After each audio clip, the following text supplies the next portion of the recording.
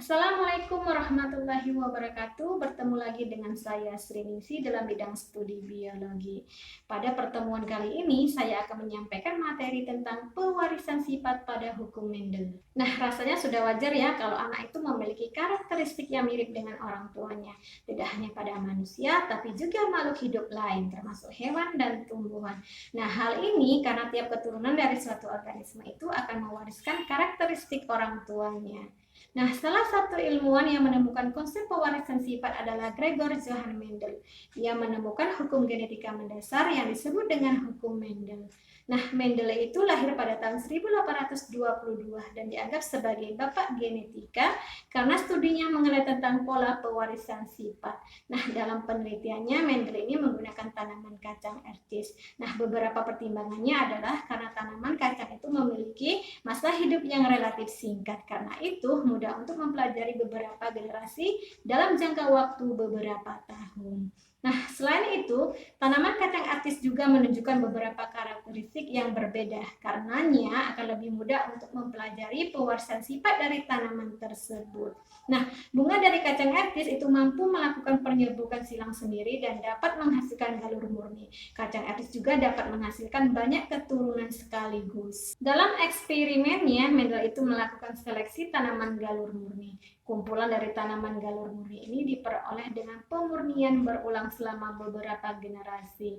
Nah, untuk memastikan bahwa tidak ada pencampuran dengan karakter lain. Nah, Mendel menciptakan 14 galur murni untuk 7 pasang karakter dan 1 untuk setiap karakter. Nah, penemu hukum Mendel ini juga melakukan hibridasi, yaitu melakukan perkawinan silang dengan sifat-sifat yang berbeda dari karakteristik yang sama. Nah, kemudian tanaman yang diperoleh setelah hibridasi pertama melakukan penyerbukan sendiri untuk memperoleh generasi kedua.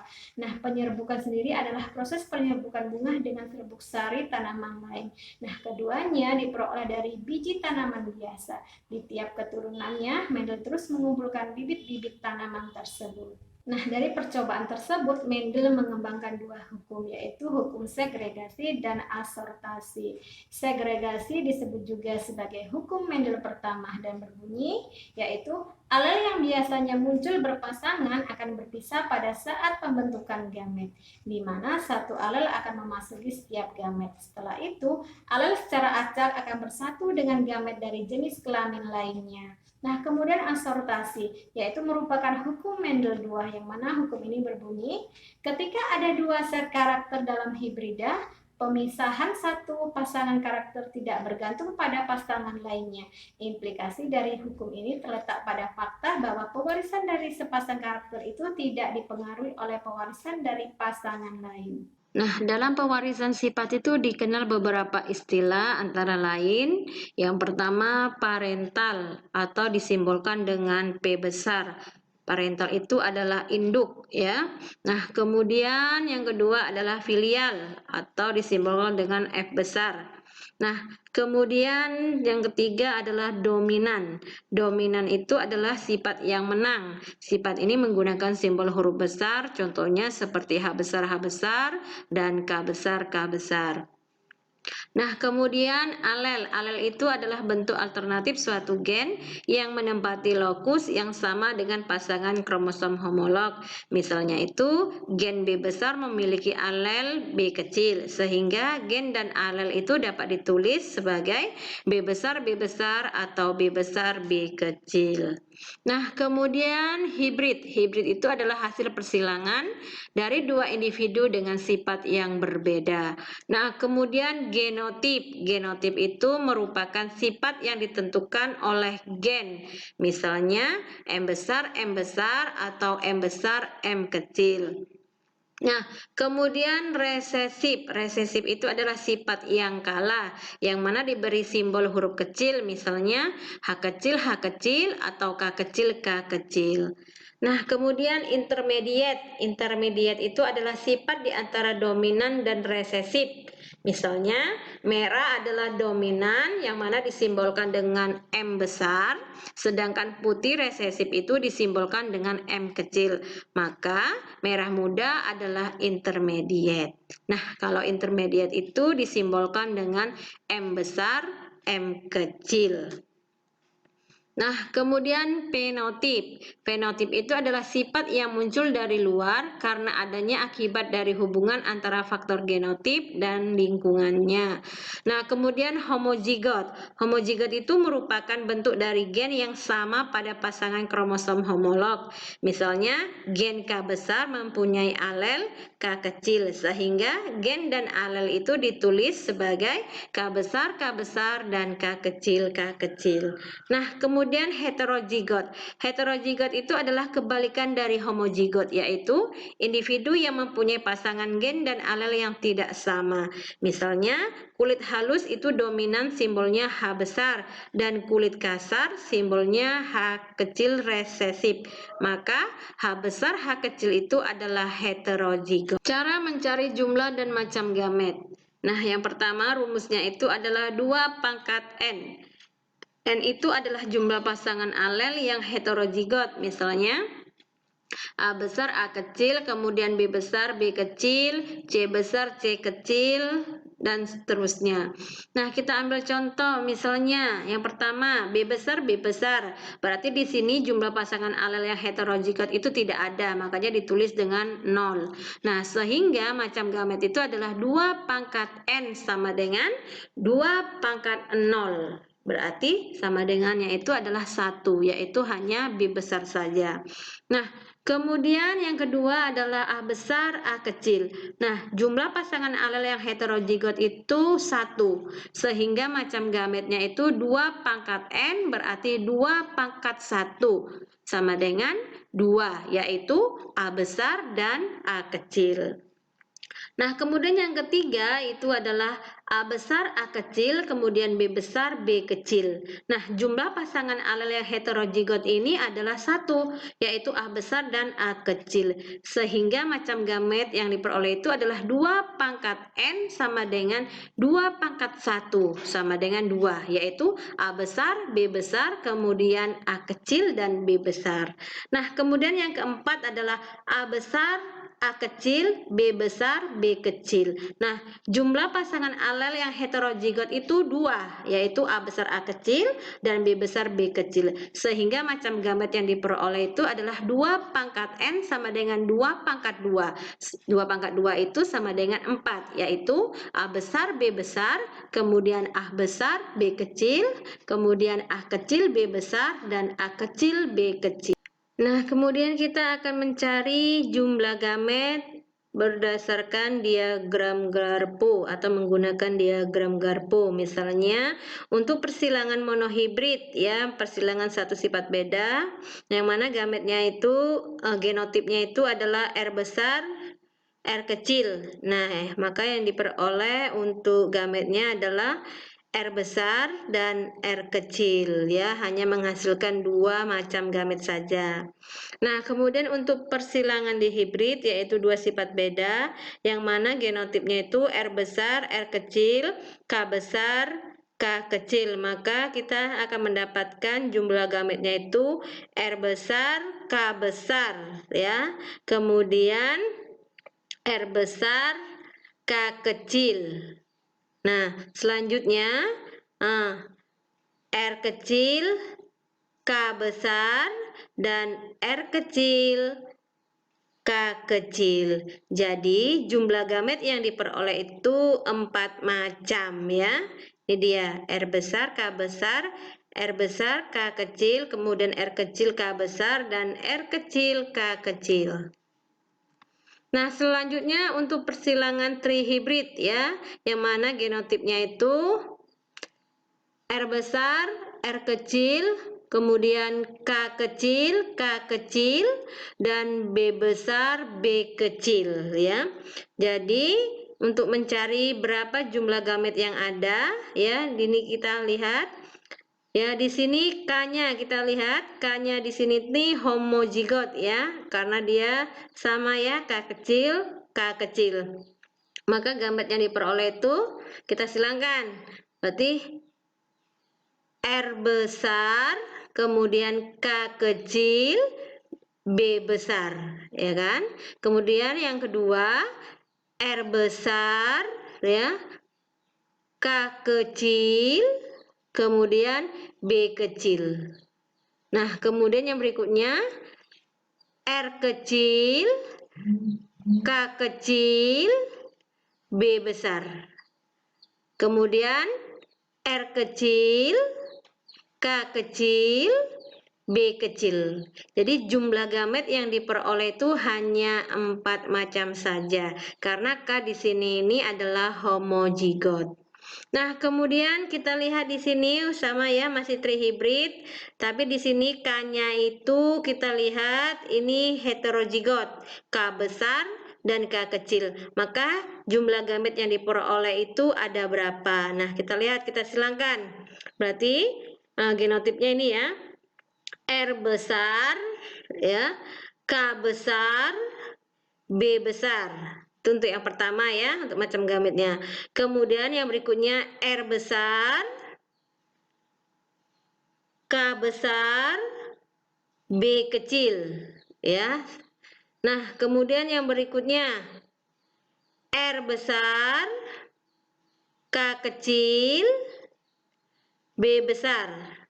Nah, kemudian R besar, K kecil, B kecil, ya. Nah, yang berikutnya R kecil, K besar, B besar. Nah, kemudian R kecil, K besar, B kecil. Nah, yang berikutnya R kecil, K kecil, B besar. Nah, kemudian R kecil, K kecil, B kecil, ya. Nah, jadi di sini kita peroleh jumlah macam gamet itu ada 8 macam gamet karena di sini K-nya itu adalah heterozigot. Nah, yang berikutnya adalah persilangan monohibrid. Monohibrid adalah persilangan antara dua individu dari spesies yang sama dengan satu sifat beda. Nah, persilangan monohibrid ini sangat berkaitan dengan hukum Mendel I atau yang disebut dengan hukum segregasi. Hukum ini berbunyi, pada pembentukan gamet, gen-gen yang berpasangan akan dipasangkan ke dalam dua gamet yang terbentuk. Nah, Gregor Mendel pertama kali mengetahui sifat monohibrid ini pada saat dia melakukan percobaan penyilangan pada kacang artis. Dari persilangan monohibrid inilah Mendel merumuskan hukum Mendel I atau disebut juga dengan hukum segregasi. Nah, persilangan monohibrid adalah persilangan dengan satu sifat beda. Maksudnya adalah pada persilangan ini kita hanya memperhatikan satu sifat saja, seperti warna bunga. Contohnya ada merah, kemudian ada putih, oranye, dan sebagainya. Kemudian bentuk buah, ada yang buahnya itu bentuknya bulat, ataupun ada yang buahnya itu berbentuk lonjong. Nah, pada persilangan monohibrid berlaku hukum Mendel I karena pada saat pembentukan gamet kedua, gen di dalam alel yang sebelumnya berpasangan akan mengalami pemisahan secara bebas dalam dua sel anak atau gamet. Nah, secara bebas di sini maksudnya adalah pemisahan kedua gen tersebut akan dipengaruhi atau mempengaruhi pasangan gen yang lainnya. Nah, Mendel melakukan persilangan monohibrid dengan satu sifat beda yang menunjukkan sifat dominasi yang muncul secara penuh dan sifat dominasi yang tidak muncul secara penuh atau intermediate. Nah, yang berikutnya kita lihat di sini contoh persilangan monohibrid dengan satu sifat beda. Mendel menyilangkan tanaman kacang artis berbunga merah galur murni dengan genotip M besar dengan kacang artis berbunga putih galur murni dengan genotip M kecil. Maka akan dihasilkan keturunan pertama atau filial atau F1-nya itu semua berwarna merah dengan genotip M besar M kecil. Nah, bila sesama F1 ini disilangkan, maka akan menghasilkan keturunan kedua atau F2. Nah, bagaimana sifat keturunan kedua tersebut? Nah, untuk itu perhatikan diagram berikut ini. Nah, kita lihat di sini parental atau induk atau simbolnya itu P besar. Yang mana genotipnya itu M besar disilangkan dengan M kecil, M kecil. Kemudian M besar ini fenotipnya itu adalah merah, M kecil ini fenotipnya adalah putih. Ingat ya, kalau genotip itu adalah sifat yang tidak tampak, sedangkan fenotip itu adalah sifat yang tampak.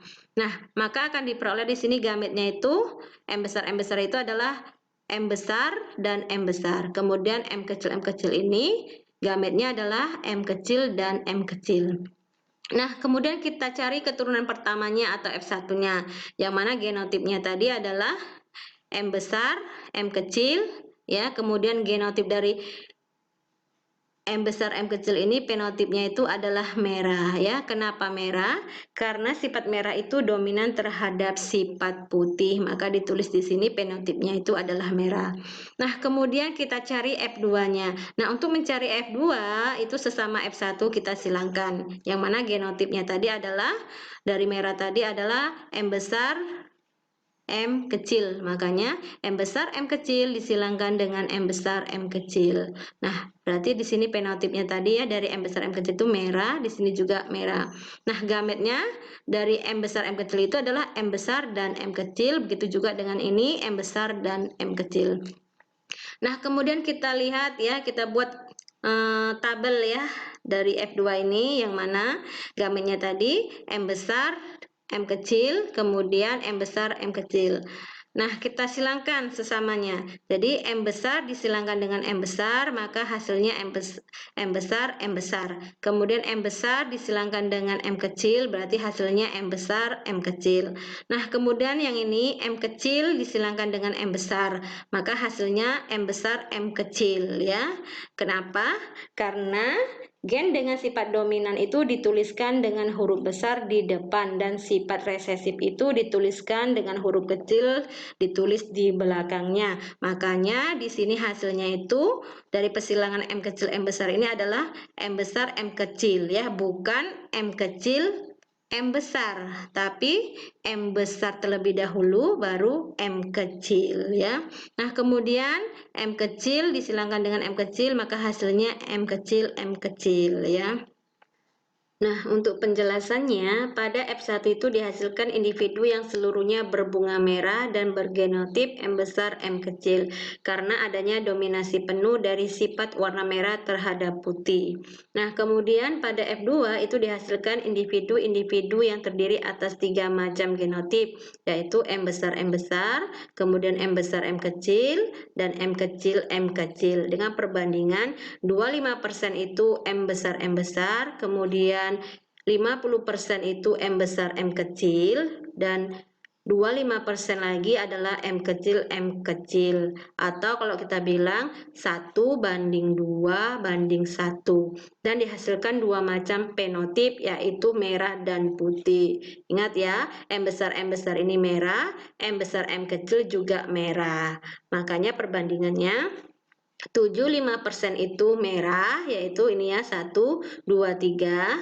Nah, kemudian 25%-nya itu adalah putih. Ini dia ya, M kecil.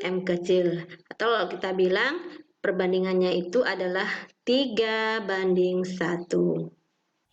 Nah, yang berikutnya adalah persilangan dihibrid.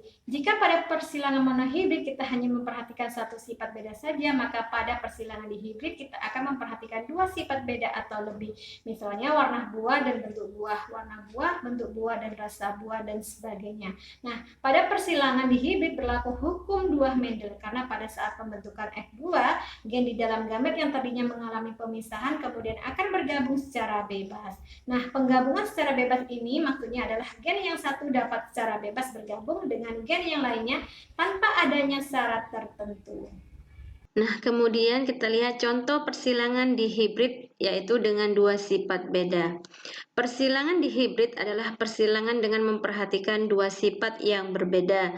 Misalnya, ercis berbiji bulat berwarna kuning, genotipnya B besar, K besar. Disilangkan dengan ercis berbiji keriput berwarna hijau dengan genotip B kecil, K kecil. Nah, karena sifat bulat dan kuning itu dominan terhadap sifat keriput dan hijau, maka turunan pertama semuanya berbiji bulat kuning heterozigot, yang mana genotipnya itu B besar, B kecil, K besar, K kecil. Nah, jika sesama F1 ini disilangkan, maka akan diperoleh 16 kombinasi genotip dan 4 macam fenotip. Nah, untuk lebih jelasnya, perhatikan diagram berikut ini.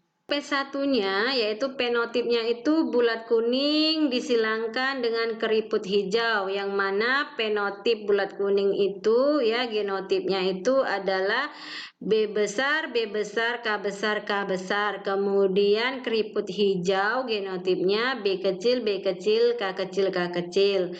Nah, kemudian gamet ya, untuk mencari gamet dari genotip B besar, B besar, K besar, K besar ini yaitu ditulis di sini hanya B besar dan K besar saja. Kemudian B kecil, B kecil, K kecil, K kecil, gametnya itu yang kita tulis di sini hanya B kecil dan K kecil saja. Ya. Nah, kemudian kita cari F1-nya genotipnya. Yang mana tadi B besar, B kecil, K besar, K kecil. Maka hasil dari F1-nya itu B besar, B kecil, K besar, K kecil. Yang mana fenotip dari B besar, B kecil, K besar, K kecil ini adalah bulat kuning.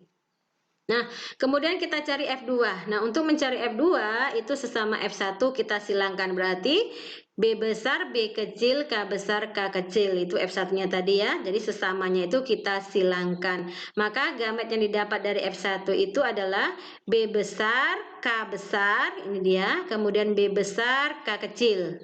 Ya. Kemudian B kecil, K besar, dan B kecil, K kecil ini ya. Jadi kalau yang ini tetap sama ya, hasilnya seperti yang ini karena sama-sama F1. Nah, kemudian kita lihat dalam tabel ya. Kita buat tabel, kemudian kita buat di sini sama juga ya tadi untuk gametnya. B besar, K besar, kemudian B besar, K kecil, kemudian di sini B kecil, K besar, B kecil, K kecil. Nah, di sini juga sama kita buat seperti itu gametnya. Nah, kemudian kita silangkan ya antara B besar dengan K besar ya, B besar, K besar. Nah, di sini kita lihat hasilnya dari persilangan tadi adalah B besar, B besar, K besar, K besar. Nah, hasil fenotipnya itu adalah bulat kuning. Kemudian antara B besar, K besar dengan B besar, K kecil, hasilnya itu B besar, B besar, kemudian K besar, K kecil. Nah, fenotipnya itu bulat kuning. Kemudian B besar, K besar dengan B kecil, K besar, itu hasilnya B besar, B kecil, kemudian K besar, K besar ya. Itu fenotipnya bulat kuning. Nah, kemudian antara B besar, K besar dengan B kecil, K kecil, hasilnya itu B besar, B kecil, K besar, K kecil. Nah, fenotipnya itu bulat kuning.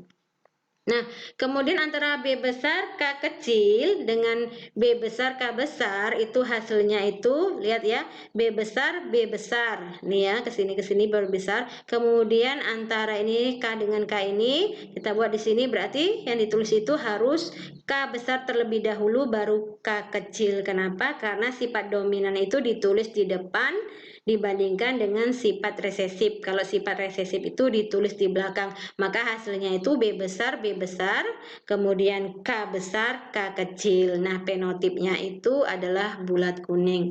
Nah, kemudian antara B besar K kecil dengan B besar K kecil, hasilnya itu adalah B besar, B besar, K kecil, K kecil. Fenotipnya adalah bulat hijau. Kemudian B besar K kecil dengan B kecil K besar itu hasilnya B besar B kecil kemudian K besar K kecil. Nah, fenotipnya itu bulat kuning. Kemudian antara B besar K kecil dengan B kecil K kecil hasilnya itu B besar B kecil kemudian K kecil K kecil. Nah, fenotipnya itu adalah bulat hijau. Nah, kemudian antara B kecil K besar dengan B besar K besar. Hasilnya itu adalah B besar, B kecil, kemudian K besar, K besar. Ingat ya, seperti Ibu bilang tadi, antara B tadi, yang ditulis yang di depan itu yang besar ya, yang lebih dominan atau tulisan besarnya. Jadi di sini hasilnya itu adalah B besar, B kecil, kemudian K besar, K besar. Nah, fenotipnya itu adalah bulat kuning. Nah, kemudian antara B kecil K besar dengan B besar K kecil itu hasilnya B besar B kecil K besar K kecil. Nah, ini fenotipnya adalah bulat kuning. Nah, kemudian antara B kecil K besar dengan B kecil K besar, hasilnya itu B kecil, kemudian K besar. Nah, di sini fenotipnya itu adalah keriput kuning.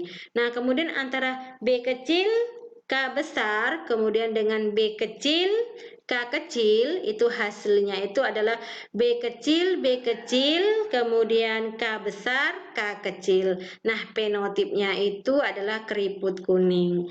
Nah, kemudian yang berikutnya antara B kecil dengan K kecil disilangkan dengan B besar, K besar, itu hasilnya itu B besar, B kecil, K besar, K kecil. Nah, fenotipnya itu adalah bulat kuning.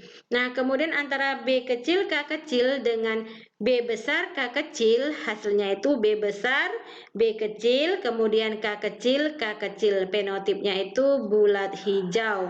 Nah, kemudian antara B kecil, K kecil dengan B kecil, K besar, itu hasilnya adalah B kecil, K besar, K kecil. Nah, di sini fenotipnya adalah keriput kuning.